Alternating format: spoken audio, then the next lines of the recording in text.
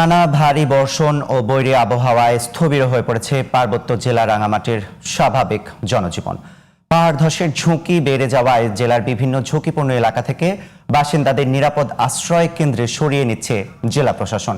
এ পর্যন্ত পুরো রাঙামাটি জেলায় 40টি আশ্রয় কেন্দ্রে ৩,৫২৪ জন মানুষ আশ্রয় গ্রহণ করেছে।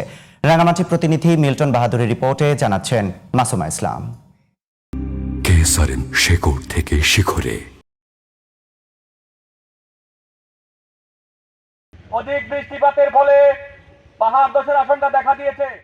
রাঙামাটি জেলার বিভিন্ন পাহাড়ি এলাকা ও পাহাড়ের পাদদেশে এখনো প্রায় 50,000-এর বেশি মানুষ উচ্চ ঝুঁকিতে বসবাস করছেন। টানা 6 দিনের বর্ষণে পাহাড়ি ঢল ও নদ নদীর পানি বৃদ্ধি পাওয়ায় উপজেলার অন্তত 10,000 মানুষ পানিবন্দী হয়ে পড়েছে।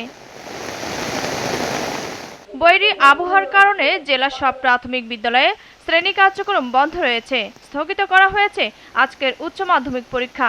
এছাড়া পানিবন্দী হাজারো মানুষ রয়েছে বিশুদ্ধ পানি ও খাদ্য সংকটে। বৃষ্টির কারণে ধসে গেছে, ভেঙে গেছে। এখন আমরা অনেক কষ্ট করে চলাফেরা করতেছি। যে পরিমাণ বৃষ্টি পড়তেছে আজকে 3 দিন ধরে একটানা বৃষ্টি হতে যাবে সম্ভাবনা আছে ভাঙার। আশ্রয় কেন্দ্রে যেতে হবে, যদি যেতে হয় আমি অবশ্যই যাব, কারণ আমার আগে জানার সেফটিটা আগে। আবহাওয়ার পরিস্থিতি সার্বক্ষণিক পর্যবেক্ষণ করা হচ্ছে বলে জানান জেলা প্রশাসন। তাৎক্ষণিকভাবে আমরা মাইকিং করেছি এবং যেগুলো পাহাড়ের ঢালে যে সকল লোকজন বসতি স্থাপন করেছে তাদেরকে নিরাপদ স্থানে চলে যাওয়ার জন্য অনুরোধ করেছি।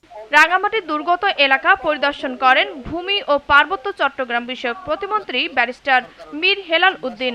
মাননীয় প্রধানমন্ত্রীর সাথে বৈঠক করার পরে ওনার সরাসরি নির্দেশনা পেয়ে আমি আজকে এখানে এসেছি এবং আজকেই 1300 মেট্রিক টন, রাঙামাটির জন্য 500 মেট্রিক টন, খাগড়াছড়ি এবং বান্দরবানের জন্য 400 মেট্রিক টন করে ইনিশিয়ালি বরাদ্দ দেওয়া হয়েছে। প্রয়োজন আরো দেওয়া হবে এবং জেলা প্রশাসনকেও অতি শীঘ্রই মাননীয় প্রধানমন্ত্রীর পক্ষ থেকে আরো কিছু আর্থিক অনুদান দেওয়া হবে।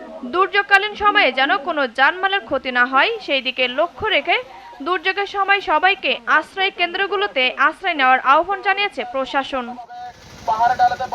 মাসুমা ইসলাম, জিটিভি নিউজ।